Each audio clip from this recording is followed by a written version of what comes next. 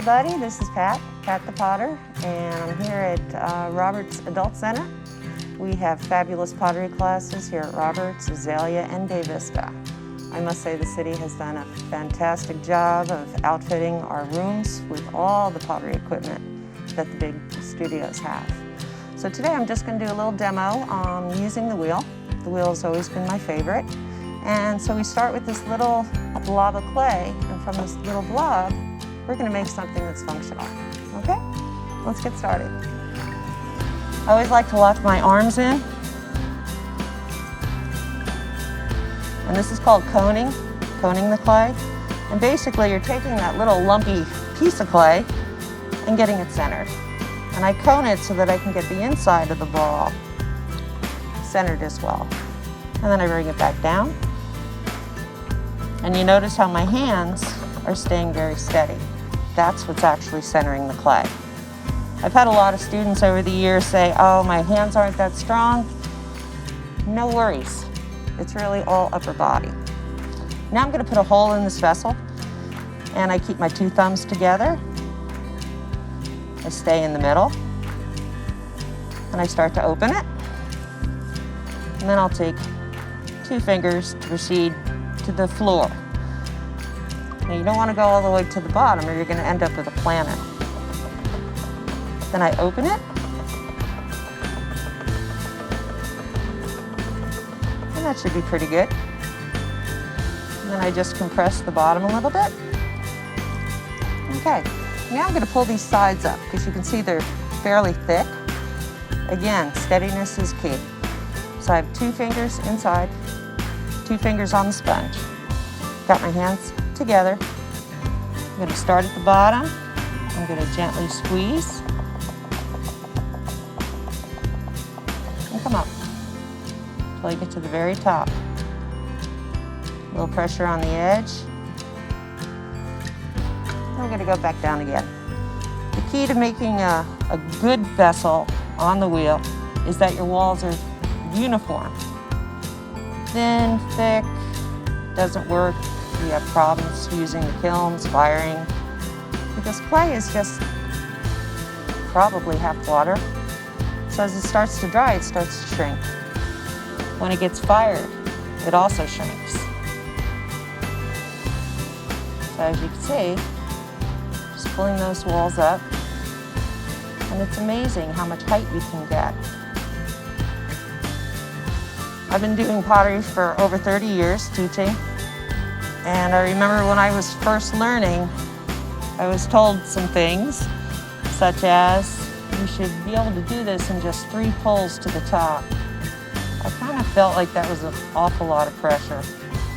And why? So I don't have those rules anymore. I do what I feel is comfortable so that I can get the best pot and form. Now I'm going to push out a little bit. Let's kind of bowl this piece up.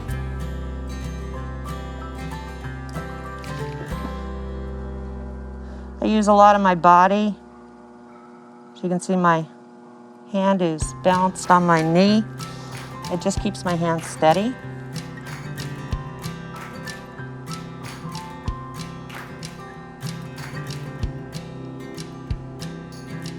And you always, when you start at the bottom, you want to continue your pull all the way to the top. Just keeps everything in line and keeps everything nicely uniform.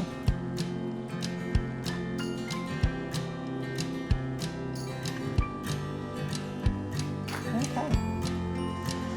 Key thing for when you're making a piece, whether you're making it by hand or whether you're doing it on the wheel, is that when you're done, you make sure there isn't any water in the bottom, because that water will make the vessel very weak,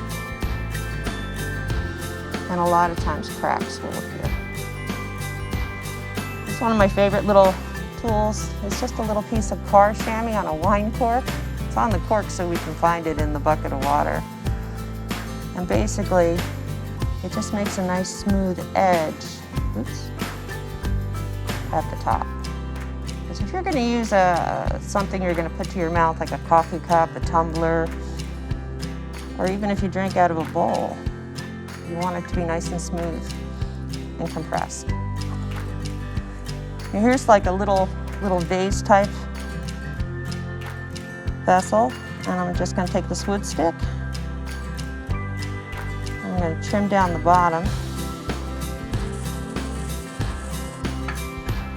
and pull this off, this extra ring off. This will help me remove it from the back. The nice thing at the center is we have all these electric wheels. We do have one kick wheel here for those that are more ambitious. But the bat system is really cool because you can just pick the whole thing off the wheel without disturbing it. There's a lot of different things that potters do when they're throwing on the wheel. This is just one of my faves. I just want to push out that bottom just a little bit more. Come all the way up.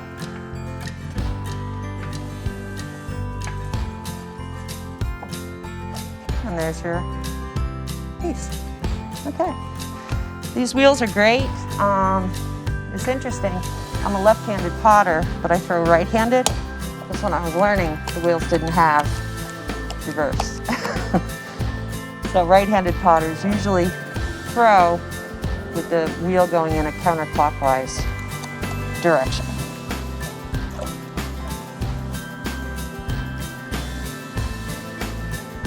There's 3 basic forms in pottery, and from there you can make them into a number of things. One form is a bowl, one form is a cylinder, and the third form is a flat. Flats are usually your plates, casseroles, dish gardens. Of course, bowls are pretty self-explanatory. Your cylinders could be coffee cups, tumblers, vases, things like that. Some potters like to make decorative ware. I've always been into functional dishes, cooking, things like that. So again, I'm going to open it up. Long fingernails are kind of not a great thing to have when you're throwing. They act like little knives. So I've actually had to cut mine several times over the summer. Okay, let's bring this baby up and let's make it into a bowl. Same procedure goes. But I'm going to open it up a little bit wider at the top, keep my bottom in. But I'm doing the same procedure as far as bringing that clay up in a slow, steady pattern.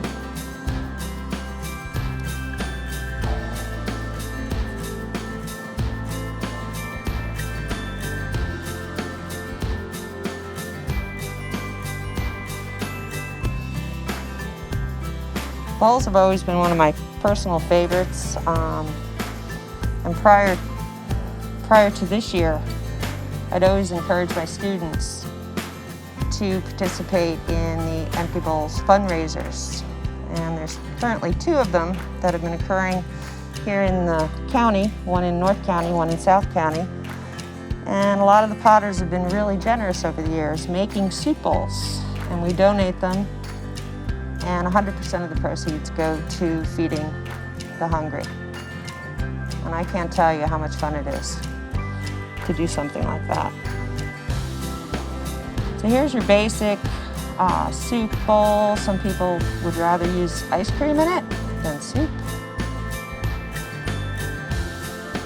Or snacks, or salad, or you name it. The clay that we get at the centers is a stoneware clay, meaning it's designed for cooking, use in the microwave, dishwasher, even the oven. We have different colors of clay that's available,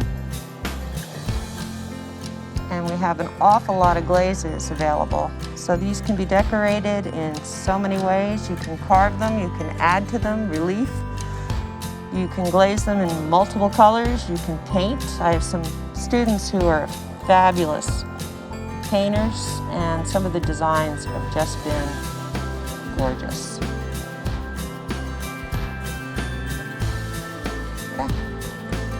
So I'm just gonna smooth this edge and compress it using my chamois. I can bring it out a little bit. Oops, got a little bump there. And again, I'm gonna just trim off the bottom a bit. It'll save me time later in finishing the pot. This is just the first stage of throwing a pot on the wheel. After it firms up a bit, it's considered to be leather hard, in which you can touch it without distorting it, but it's still soft enough that you can work on it some more. So what we would end up doing if this was ready is cutting it off, turning it upside down, and actually decorating the bottom as far as putting a foot ring, your signature, and things like that. It's a little too wet to attempt that right now. I should have planned ahead. So here's your basic bowl form. As you can see, it's kind of fun.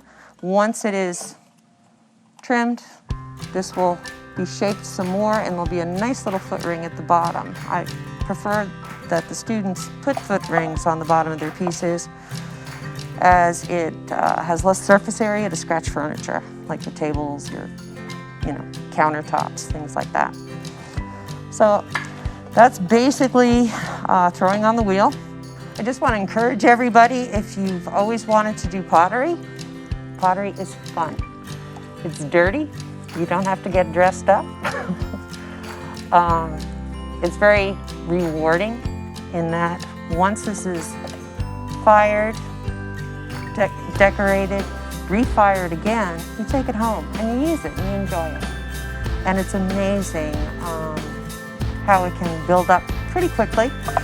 Pottery makes great gifts.